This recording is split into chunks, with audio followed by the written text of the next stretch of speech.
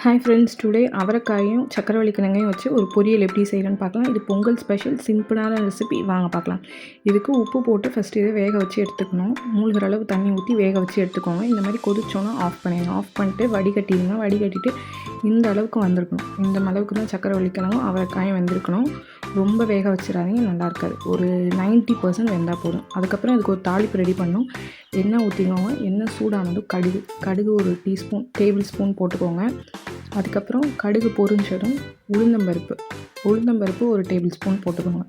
போட்டுட்டு அது நல்லா கொஞ்சம் கலர் மாறினோன்னே வரமிளகா ஒரு 5 வரமிளகா பிச்சு போட்டுக்கோங்க. அப்படியே முழுசாக போடாதீங்க, பிச்சு போடுங்க. அப்போ தான் அந்த ஸ்மெல்லு டேஸ்ட்லாம் நல்லாயிருக்கும். பிச்சு 5 வரமிளகா போட்டுக்கோங்க.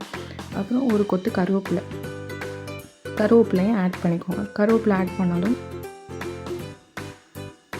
கருவேப்பிலை பொரிஞ்சதும் சின்ன வெங்காயம் போட்டுக்கோங்க. பெரிய வெங்காயம் கூட போட்டுக்கலாம், ஆனால் சின்ன வெங்காயம் தான் நல்ல டேஸ்ட்டாக இருக்கும். ஸோ சின்ன வெங்காயம் போட்டுக்கோங்க. சின்ன வெங்காயம் ஒரு 100 கிராம் அளவுக்கு எடுத்துருக்கோம். பொடியாக நறுக்கின சின்ன வெங்காயம் அதை போட்டுக்கோங்க. போட்டுட்டு நல்லா வதக்கிக்கோங்க. ரொம்பலாம் வதக்கக்கூடாது. ஒரு கிளாஸ் கலரில் வரும்ல, அந்த கலரில் வெங்காயம் வந்ததும் நம்ம வேக வச்சுருந்த சக்கரவள்ளி கிழங்கும் அவரைக்காயும் போட்டுக்கோங்க.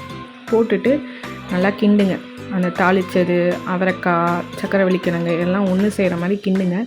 கொஞ்சம் பெருசாக சக்கரவள்ளி கிழங்கு இருந்துச்சு அப்படின்னா அதை கையாலையோ இல்லை கரண்டியை வச்சோ உடச்சி விட்டுக்கோங்க. கொஞ்சம் சின்னதாக இருந்தால் தான் நல்லாயிருக்கும். அந்த டேஸ்ட் உள்ள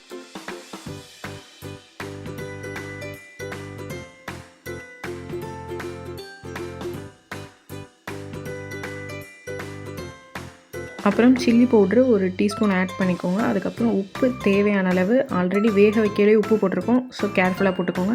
அதுக்கப்புறம் ஒரு கைப்பிடி அளவுக்கு துருவின தேங்காய், கண்டிப்பாக துருவின தேங்காய் வந்து போடுங்க. அப்போ தான் டேஸ்ட்டாக இருக்கும்.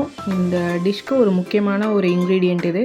ஸோ கண்டிப்பாக தேங்காய் ஆட் பண்ணிக்கோங்க. தேங்காயெல்லாம் ஆட் பண்ணிவிட்டு நல்லா மிக்ஸ் பண்ணுங்கள். தேங்காயோட ரா ஃப்ளேவர், நம்ம போட்ட மிளகாப்பொடி அதெல்லாம் போகிற அளவுக்கு நல்லா மிக்ஸ் பண்ணுங்கள்.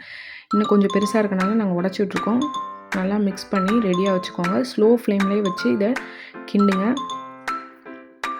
இந்த மாதிரி ஒரு பக்குவம் வந்தோன்னே நம்மளோட சக்கரவள்ளி கிழங்கு அவரைக்காய் பொரியல் ரெடி.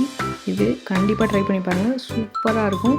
சக்கரவள்ளி கிழங்கு வீட்டில் வாங்கினீங்கன்னா கண்டிப்பாக ட்ரை பண்ணுங்கள். இது எங்கள் வீட்டில் எவ்ரி பொங்கலுக்கு கண்டிப்பாக செஞ்சுருவாங்க. இது பொங்கலுக்கு ஒரு டிஷ்னே வந்து சொல்லலாம். எங்கள் வீட்டில் நாங்கள் அப்படி தான் ஃபாலோ பண்ணுறோம். பொங்கல் அன்னைக்கு கண்டிப்பாக இந்த அவரைக்காய் சக்கரவள்ளி கிழங்கு பொரியல் இருக்கும். ஸோ நீங்களும் நெக்ஸ்ட் பொங்கலுக்கு ட்ரை பண்ணுங்கள். இல்லை சக்கரவள்ளி கிழங்கு அவரைக்காய் வீட்டில் இருந்தால் கண்டிப்பாக ட்ரை பண்ணுங்கள். தயிர் சாதம், புளிக்குழம்பு அதுக்கெலாம் செம்ம டேஸ்ட்டாக இருக்கும். கண்டிப்பாக ட்ரை பண்ணுங்கள்.